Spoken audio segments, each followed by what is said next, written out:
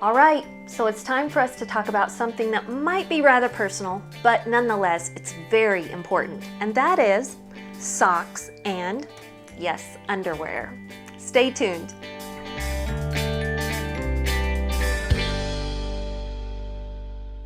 Now, if you happen to be watching this video at work, you might actually have on some socks similar to this.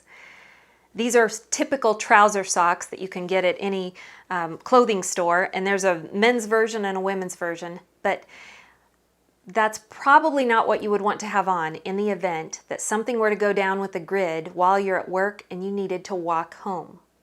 Now, if you have a bug out bag in the car, like some of us, or even a gym bag, you might have an extra pair of athletic socks in the car. I'm going to say you would probably terribly regret it if you tried to put these on and walk any distance home, especially if there was inclement weather. These are all cotton, they stretch out, they don't wick moisture away from you, they just get bunched up in there and are a terrible disappointment. Some people even supply their bug out bag with socks from the dollar store, and I would encourage you, that is an unwise decision, at least regarding socks. They're going to be primarily cotton. They are not made to be worn for long periods of time or in any kind of a situation where they're stressed in any way.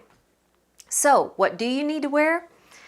I'm going to encourage you, and yes, you get to see my Bali socks right now, but these are all wool, or almost all wool. These are Patagonia socks, and they're also available through Woolrich or Pendleton Wool, or you name it. There are so many different brands of all wool socks or primarily wool socks that are specifically made for hiking. That's the kind you want to invest in. I've got a pair of Woolrich socks here, and they're made with some extra padding on the heel and on the toe, and then in between they have this kind of a thin area that's made to give you some moisture wicking ability and breathability of your feet. Also on top they have some breathability. These are made for hiking long distances, and because they are wool, they are great all the way through the year, no matter what season, as well as being fantastic in any kind of weather. They're antimicrobial, they are moisture wicking, and they don't lose their stretch no matter what kind of weather you're wearing these in. So get yourself a good pair of Woolrich or Pendleton or Patagonia socks, any kind that is almost all wool and made for hiking. Now, let's talk about underwear. I'm going to strongly recommend you go out and get at least 2 pairs of a brand sort of like Ex Officio. They make an underwear that is made for travel. It's not cotton. It is moisture wicking and antimicrobial, antibacterial. These are fantastic, and even so much they brag about them. They say 17 countries, 6 weeks, and only 1 pair of underwear. Well, maybe 2. The suggestion is that you buy 2 pairs of these so that you can have one that you're wearing and one that you could rinse out even in a sink, or if you had to wear it in the shower or whatever, you could have it hung out to dry and it would be dry within a matter of just, at the most, about 2 hours, and it'd be ready to wear again. So I'm going to recommend that you get 2 pairs of these, and yes, they're about 20 bucks a piece. You can get them anywhere between $15 to $25. There's a men's version, a women's version. Get 2 pair for you and your spouse or whoever you might be traveling with. And in your car dash, you're going to just get yourself a little Ziploc bag that's obviously going to be rainproof. And you're going to stuff into it 1 or 2 quality pairs of Ex Officio underwear and 1 pair of quality wool socks, like I've got here.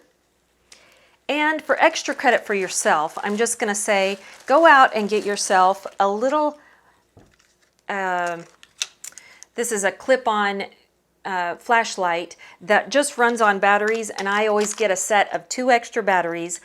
This could clip on my head and go down if I was wearing a hat. It could clip on even my belt so that I could travel through the dark and have this aimed down. It would be perfect if I had to make my way home from work. But I just keep it clipped together like that, and I stick it in this bag. And it's not, I don't consider this my bug out bag or my EDC bag or anything else. It's just my little bag that I keep in the dash of the car. So in the event of an emergency, I've got clean underwear, just like your mom said to always have on hand, a clean pair of warm socks that are going to be great for any kind of trekking that I need to do, and a flashlight with an extra battery. So I'm going to encourage you, go out and make yourself one of these little packs to go into your glove compartment, and you're going to get extra credit as a wonderful PREPSTEADER if you do that.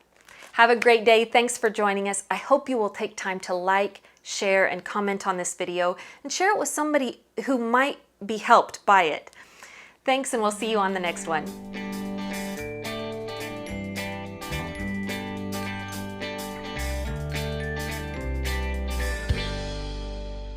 Hey, one last thing before you leave.